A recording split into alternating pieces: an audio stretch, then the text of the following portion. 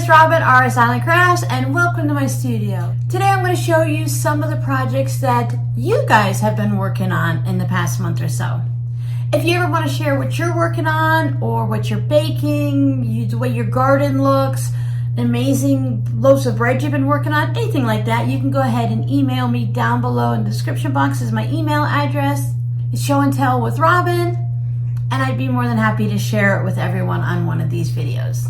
I try to put these videos up the day before a live stream so that we don't need to have a really big, heavy video tutorial just the day before we do a live stream. I like to put one of these little small, quick videos, as long as I don't talk too much. Today we have projects from both Teresa and Cheryl. They've been showing what they've been working on. Some are continuations from last month that they are finishing up, and other projects are new.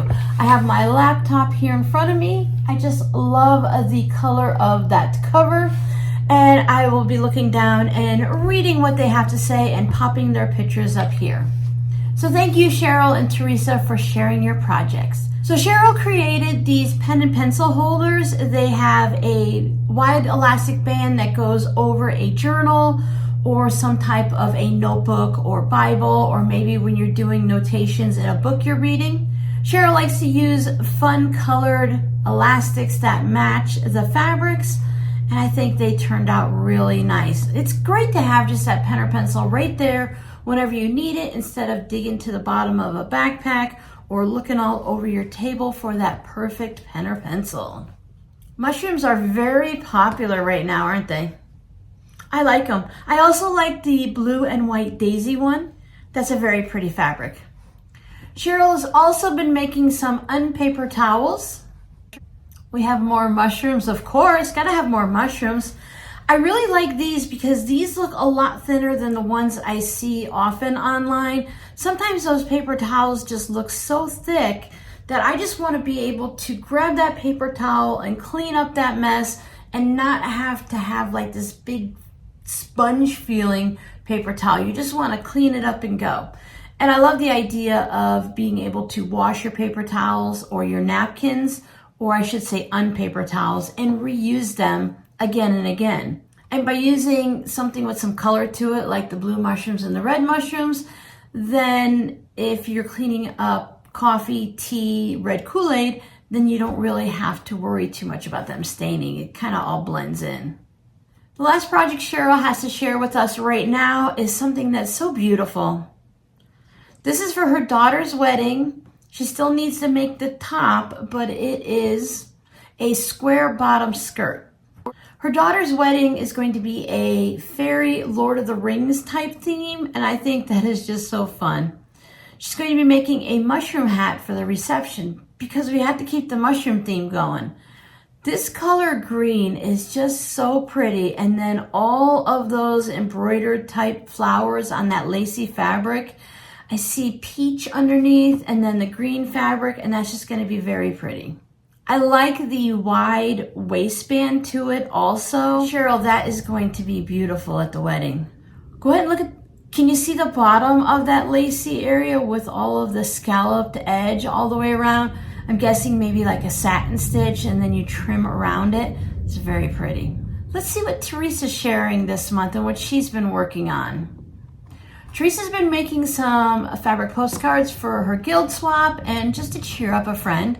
I think it's really great when we're able to just send out some fabric postcards to cheer people up. So we have a skeleton wedding with all the different lace, the little doilies and stuff. Teresa loves to take different types of materials and fabrics and whatnots and put them together, and she creates some really fun fabric postcards. Now right here we are looking at a project that's being worked on. Teresa has some different scraps, the red, white, and green. So she has scraps that are going up and down. And then I see some 4-patch of scraps in there. And then she just brings in the diagonal rows of the same fabric. So while things might be a little bit scrappy, there are other fabrics to unify it and bring it all together. And the next one for Teresa, she finished one of her quilts, 40 by 60. It's the one that was on the design wall previously, and it's now a completed top. The other is a scrappy potato chip quilt that she has the top done and just needs to add some borders to bring it up to 50 by 60. Teresa, that turned out really nice. Check out that potato chip block. Look at all that scrappy goodness. Now, Teresa has purchased a scrap bundle from my shop so I can see some of the scraps that came from here. I recognize that one and that one and that one. It's always fun. Now, the potato chip block is become very popular recently. It's a great way to use up scraps. It is actually just a block that's been around for, I would say, 100 years or more. It's a courthouse step variation. But it's really great because the potato chip block lovers, they give you some variations and they provide the measurements and everything so you don't have to just create it with scraps. But I love the courthouse steps. It's another variation of a log cabin quilt, and they're a great way to plan out a design and use your fabrics a very specific way, or just go wild and crazy with the scrappy. So a huge thank you to Teresa and Cheryl. Thank you so much for sharing your projects with us. They shared their projects with me in September and the very first day of October. So hopefully some of them are moving forward. And if your daughter's already had her wedding, I hope it was beautiful. And if it hasn't happened yet, I have a feeling everyone's gonna have a really good time. That is a really beautiful skirt you have creating there. So your scrappy word for today is mushrooms. Do you create with mushrooms? Do you eat mushrooms? Do you grow mushrooms?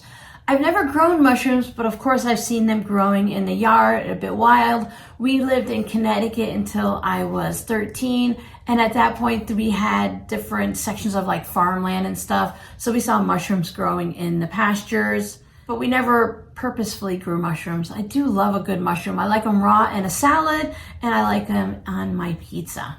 So thank you guys so much for hanging out with me and for sharing your projects. Hopefully I will see you guys tomorrow during the live stream, 11 a.m. Arizona time. Just in case I change my mind on what project we're gonna work on, I will just say that I will be sewing something with scraps tomorrow. So I hope you can come out and hang with us, or we'll just keep you company while you're doing some type of other work. I'll see you guys in the next video. Bye.